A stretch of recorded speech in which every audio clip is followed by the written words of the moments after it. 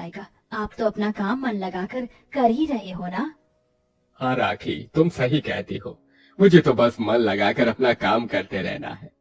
वैसे मुझे लगता है कि अब इस काम को भी करने से कोई फायदा नहीं हो रहा है। घर तो मैं मुश्किल से महीने पर 500 रुपए भेज पाता हूँ। सारे पैसे यही मेरे खाने पीने और किराए भाड़े में ही खत्म हो जाते हैं। वैसे राखी, तुम्हें महीने भर के लिए 500 रुपए में खर्च चलाने में दिक्कत होती होगी ना? जी जी जी जी, थोड़ी सी होती है। अच्छा ठीक है, अब आप ज्यादा टेंशन मत लीजिए। जैसे भी हो रहा है हमारे घर का खर्चा तो चल ही रहा है, तो बस इसी में भगवान का शुक्र है। राखी ने ऐसे बोलकर बात को खत्म कर दिया। अपने पति से फोन पर बात करके वो रसोई की तरफ को आने लगी कि तभी, अरे वाह, आज क्या बनाया है मेरी दिया ने, बड़ी अच्छी खुशबू आ रही है। माँ, मैंने ये राजमा चावल बनाए हैं। घर में मुझे कोई और राशन तो दिखाई नहीं दिया, तो मैंने इन्हें ही बना दिया। सारा राशन खत्म हो गया है, बस ये जरा सा राजमा ही पड़ा हुआ था।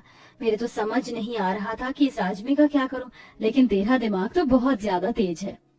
हाँ बीना माँ। अच्छा ठीक है माँ, मैं कॉलेज जा रही हूँ।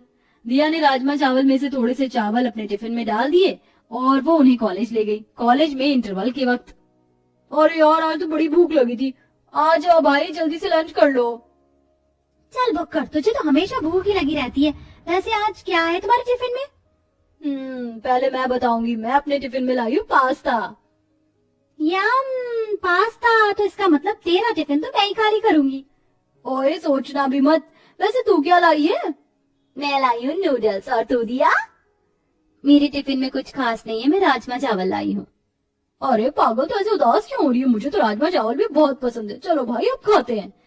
तीनों सहेलियों ने मिलकर खाना खाना शुरू कर दिया। दिया की दोनों सहेलियां बस एक दूसरे का ही लंच खा रही थी। दिया के राजमा चावलों की तरफ तो उनका ध्यान भी नहीं था, लेकिन अचानक, अरे नहीं, हम तो बस एक दूसरे का ही लंच खा रहे थे। अरे दिया, तूने तो अपना टिफिन आगे ही नहीं किया, ला खिला तो सही, तो क्या लाई है? मुझे भी दो। दोनों ही सहेलियां दिया के टिफिन पर भी टूट पड़ी। जैसे ही उन्होंने उसके राजमा चावल खाए तो वो उसके स्वाद में ही खो गईं और मजाक करते हुए दिया से बोली, बाप रे बाप, ये दिया नहीं है, ये तो किसी बड़े होटल की शेफ है। बहुत ही बढ़िया राजमा चावल बनाए तूने। तुझे तो राजमा चावल बेच लेने चाहिए। दोनों सहेलियां ऐसे ही दिया से मजाक करने लगी, लेकिन उनके मजाक ने उसको एक आइडिया दे दिया था। दिया राजमा चावल बेचने के बारे में ही सोच रही थी और घर आकर उसने देखा। माँ जी हिम्मत रखिए, बाहर को सांस निकालिए, आपको उल्टी आ जाएगी। माँ, क्या हुआ दादी को? दिया अच्छा है तू आ गई। देखना तेरी दादी माँ का जी मिचला रहा है, इन्हें संभालने में मेरी मदद कर। दोनों माँ बेटी ने मिलकर कमला को संभाला। कमला टीबी की मरीज थी और दवाई न होने की वजह से उसकी परेशानी बढ़ती जा रही थी। कमला को खून की उल्टियां होती थी और वो सारा सारा दिन बस बिस्तर पर ही पड़ी रहती थी। क्या किया जाए दिया, तेरी दादी माँ दवाई ना मिलने की वजह से मौत के मुंह में पड़ी हैं। तेरे बाबा सारा सारा दिन मेहनत करते हैं, लेकिन उनकी आमदनी भी इतनी कम है कि हमारे घर के हालात हमेशा नाजुक ही रहते हैं। मैं तो अपने हालातों से मजबूर हो गई हूँ। ऐसी जिंदगी से तो अच्छा है कि मुझे मौत ही आ जाए। ऐसी बातें मत करो माँ, जब सारे रास्ते बंद नजर आए तब समझ जाओ कि भगवान जी स्वयं तुम्हारी मदद के लिए आएंगे। आप जानती हो, आज मैं आपसे एक काम के बारे में बात करने वाली थी। माँ, मैं इतना अच्छा खाना बनाती हूँ और आज के राजमा चावल तो बहुत ज्यादा ही अच्छे बने थे, तो मैंने सोचा क्यों ना हम माँ बेटी कहीं से थोड़े से पैसों का इंतजाम करके राजमा चावल बेचना शुरू करें। इस तरह हो सकता है हमारे दिन बदल जाएं। राजमा चावल, राखी को भी अपनी बेटी दिया का आइडिया सही लग गया। फिर क्या था, अगली सुबह दिया ने गर्मा गर्म राजमा चावल बनाए और दोनों माँ बेटी उन्हें बेचने चौराहे पर आ गई। भगवान जी, अब सब कुछ आपके ऊपर है। दोनों माँ बेटी ने सुबह से शाम तक ग्राहकों की राह देखी, लेकिन कोई फायदा नहीं हुआ। उनकी राजमा चावल के ठेले पर सुबह से शाम तक कोई नहीं आया। माँ, सुबह से शाम हो गई है, अभी तक हमारे एक प्लेट भी राजमा चावल नहीं बिके हैं। सही कहा बेटा, लेकिन हमें ऐसे हार नहीं माननी चाहिए। सही कहा। दोनों माँ बेटी रात तक वहीं खड़ी रहीं। रात में 1-2 प्लेट उनके चावलों की बिक्री हो गई और उन्हें ही बेचकर वो घर लौट आई। अब से हर रोज दोनों माँ बेटी इसी तरह से चौराहे पर राजमा चावल का ठेला लगाती थी, लेकिन उनकी बिक्री नहीं होती थी। अरे देखो, वहाँ पर कुछ खाने का बिक रहा है। वो राजमा चावल है। अरे तुम वो खाओगी?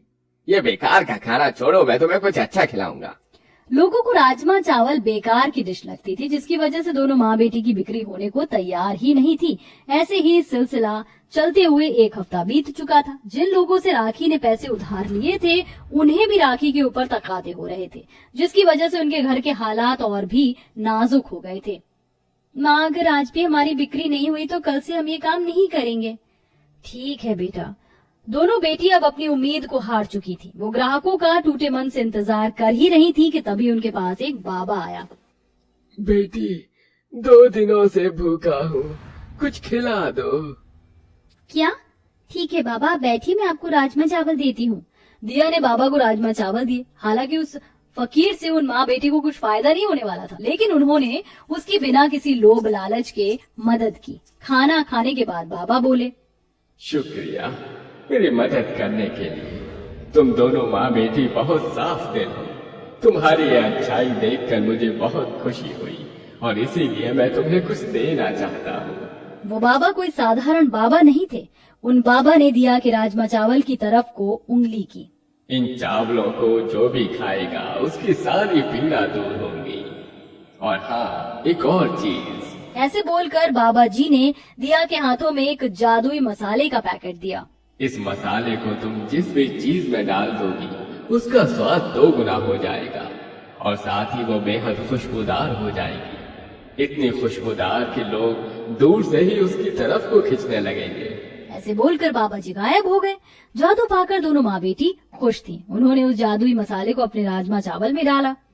माँ, आप देखेंगे कि लोग आएंगे या नहीं। मसाला डालते ही राजमा चावलों में से खुशबू उड़ने लगी और वहाँ पर लोग भी आने लगे। क्या खुशबू है। ये जो कुछ भी है, मुझे एक प्लेट दो। जी जी, अभी देती हूँ। जिस ठेले के पास लोग एक हफ्ते से भटक भी नहीं रहे थे, अचानक ही उसके पास लोगों की भीड़ लग गई। स्वाद के साथ साथ राजमा चावल जो कोई भी खा रहा था, उससे अपनी तबीयत में भी फर्क नजर आ रहा था और लोग बहुत खुश थे। घर जाकर उन्होंने वो चावल कमला को भी खिलाए। उन्हें खाते ही कमला की भी बीमारी ठीक हो गई और वो खुशी से बोली, अरे वाह, मेरी बहू बेटी के हाथों में तो जादू है। कमला के सही हो जाने से दोनों माँ बेटी बहुत खुश हुई। फिर क्या था, अब से दोनों माँ बेटी रोजाना ही चौराहे पर राजमा चावल बेचती थी। उनके जादुई चावल सभी को बहुत पसंद थे, जिसकी वजह से उनके ग्राहक अब लगभग बंद चुके थे। साथ ही अब उनकी कमाई भी अच्छी होने लगी थी। अब किशोर भी अपनी बेटी और बीवी की ही मदद करवाता था और अब सब कुछ